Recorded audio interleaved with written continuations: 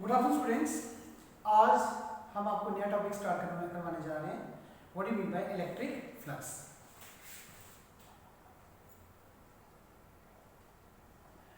अब electric flux क्या होता है? एक्चुअली इलेक्ट्रिक फ्लक्स क्या होता है? Total number of electric lines of forces that passes through that surface. इसको हम डिफाइन कैसे करेंगे? It is defined as the total number of electric lines of forces that passes through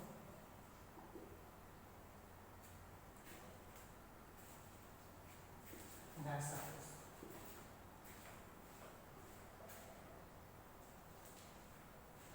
इसको हम क्या कहते हैं? इलेक्ट्रिक फ्लक्स कहते हैं। एक्चुअली में क्या है? Total number of electric lines of forces that passes through that given surface. ठीक है, किसी सरफेस में से अगर इलेक्ट्रिक लाइंस ऑफ फोर्सेस पास हो रही हैं तो उस total number of electric lines of forces कितनी पास हो रही है उसको हम क्या कहेंगे?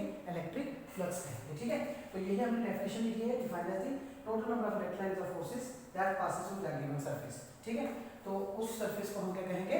इलेक्ट्रिक क्या कहेंगे? Electric flux. अब एक्चुअली इलेक्ट्रिक फ्लक्स जो है, जैसे आप फॉर एग्जांपल देखते हो, अगर आपने ये को सरफेस ले लिया, ठीक है, यहाँ पे एक स्मॉल एरिया एलिमेंट लेते हो, that will be small area element है आपका। ये क्या है? ये आपकी इलेक्ट्रिक फील्ड है और ये आपका ds है, स्मॉल एरिया एलिमेंट, और इन दोनों के बीच में एंगल कितना है? थीटा।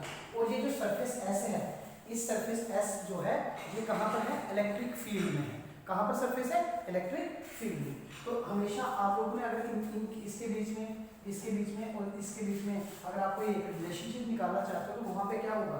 जो आपका d5 होगा that should be equal to p dot ds। ये ऑलवेज डॉट प्रोडक्ट होगा इलेक्ट्रिक फील्ड और स्मॉल एरिया एलिमेंट जो आपको गिवन होगा। ठीक है, और इस सरफेस को एक्चुअली में हम कहते हैं गॉसियन सरफेस, क्योंकि concept was given by Gauss. तो यहाँ पे आएगा e डॉट ds, इसको आप लिखोगे e ds cos of theta लिख सकते हो, क्योंकि आप लोगों को पता है a डॉट b कितना होता है? a डॉट b होता है ad cos ऑफ थीटा। तो अगर टोटल इलेक्ट्रिक फ्लक्स देखना है, total electric flux, total electric flux, अगर टोटल इलेक्ट्रिक फ्लक्स देखना चाहते हो that should be equal to d5 is equal to e dot ds। तो that should be equal to differentiation integration cancel, यहाँ से 5 मिलेगा e डॉट ds। तो ये एक्चुअली में क्या होगा? Whole surface. क्या होगा? टोटल इंटीग्रेट किया तो ये क्या है? गिवन सरफेस हमारे पास क्या था? s। तो इसलिए हमने इसके बारे में बताया। तो क्या होगा? इलेक्ट्रिक फ्लक्स क्या है? एक्चुअली में इलेक्ट्रिक फ्लक्स क्या होता है? Total number of electric lines of forces, किसी सरफेस में से कितनी इलेक्ट्रिक लाइंस ऑफ फोर्सेस पास हो रही है उसको हम इलेक्ट्रिक फ्लक्स कहेंगे। इलेक्ट्रिक फ्लक्स को हमेशा याद रखना, इसको डिनोट फाई के साथ किया जाता है। किसके साथ किया जाता है? फाई के साथ इसको डिनोट किया जाता है। अब आपने गिवन सरफेस लिया है जो कि इलेक्ट्रिक फील्ड में है, तो यहाँ पे आपने एक स्मॉल एरिया एलिमेंट लिया है ds और इलेक्ट्रिक फील्ड मान लीजिए इन दोनों के बीच में कितना एंगल है? एंगल है इन दोनों के बीच में थीटा। तो आप अगर यहाँ पे एक्चुअली में अगर इलेक्ट्रिक स्मॉल इलेक्ट्रिक फ्लक्स को डिफाइन करोगे that should be the dot product of electric field and small area element, जिसे आप एरिया वेक्टर भी कहते हो। ठीक है, तो यहाँ पे आएगा ds cos theta. a dot b आप लोगों को पता है किसके इक्वल होता है? ad cos of theta.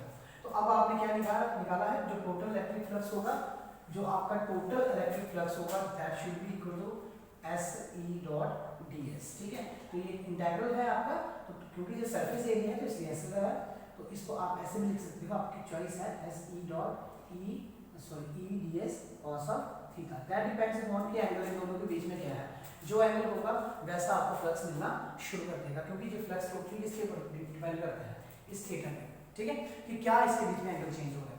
अब हमारे पास इसका ऐसा यूनिट जो है, ऐसा यूनिट होगा जो वो हमेशा आप लोगों को याद रखना है। ऐसा यूनिट जो है इसका, ऐसा यूनिट ऑफ इलेक्ट्रिक फ्लक्स जो होता है, इलेक्ट्रिक फ्लक्स जो होता है वो होता है इज न्यूटन मीटर स्क्वायर पर कूलम, जहाँ कह सकते हो जूल मीटर पर कूलम। तो दोनों में से न्यूटन आप लिख सकते हो, कुछ इस तरह से भी लिखते हैं, newton metre square coulomb inverse और जूल मीटर कूलम इनवर्स। ठीक है, तो ये इसका ऐसा यूनिट है इलेक्ट्रिक फ्लक्स का। ये एक्चुअली में जो इलेक्ट्रिक फ्लक्स है इसको हमने इसलिए आप लोगों को इंट्रोड्यूस करवाया इसके बारे में, क्योंकि आज बड़ा ही इंपॉर्टेंट क्वेश्चन है।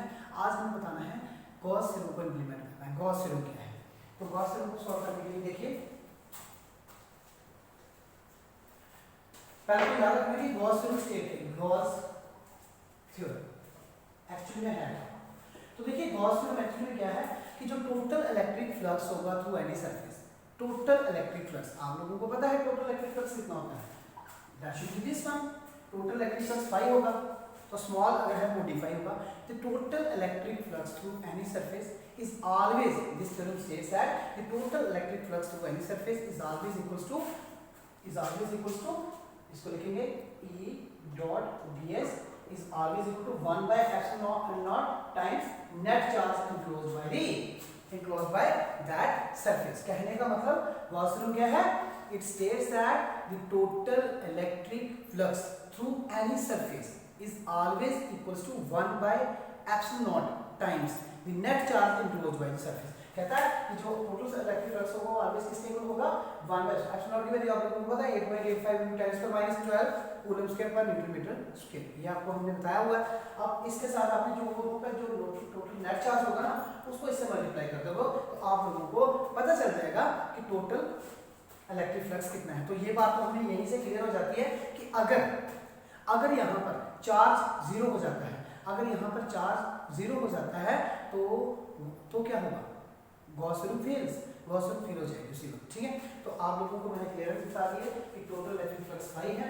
अब ये टोटल सरफेस जो है इसको इसको लिख सकते हो आप, ये एक्चुअली में गॉस थ्योरम क्या होती है, जो टोटल इलेक्ट्रिक फ्लक्स होता है किसी सरफेस में से वो ऑलवेज कितना होता है, 1 by epsilon naught times the net charge enclosed by the surface, ठीक है।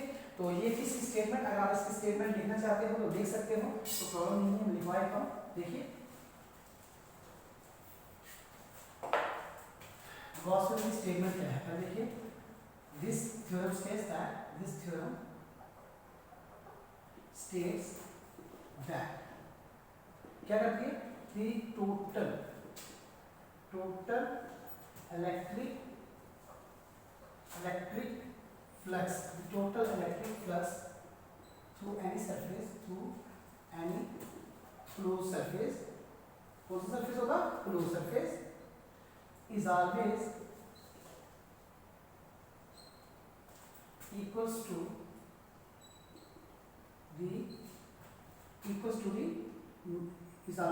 the 1 by epsilon times the net charge enclosed by the surface। तो ये स्टेटमेंट है इसकी गॉस थ्योरम की। तो क्या है गॉस थ्योरम की स्टेटमेंट, हमने आपको क्लियर करवा दिया। This theorem states that total electric flux through any closed surface is always equals to 1 by epsilon times the net charge enclosed by the surface। कहने का मतलब मैथमेटिकली आपको मैंने अभी बताया कि टोटल इलेक्ट्रिक फ्लक्स कितना होगा, 5, ये आएगा S E डॉट ds तो is equal to 1 by epsilon times net charge. ये थी आपकी गॉस थ्योरम। तो याद रखना गॉस थ्योरम में अगर गॉस थ्योरम में एक बात आपने ध्यान में रखनी है, अगर गॉस थ्योरम में net charge if net charge जो होगा आपका, तो नेट चार्ज होगा इनक्लोज्ड बाय द सरफेस, अगर वो क्या होता है इज जीरो, अगर जीरो हो जाता है नेट चार्ज तो फिर क्या होगा, देन आप लोग याद रखना कि वहां पे टोटल इलेक्ट्रिक फ्लक्स जो होगा E डॉट ds वो कितना होगा, जीरो। तो ये आपको क्लियर हमेशा रखनी है।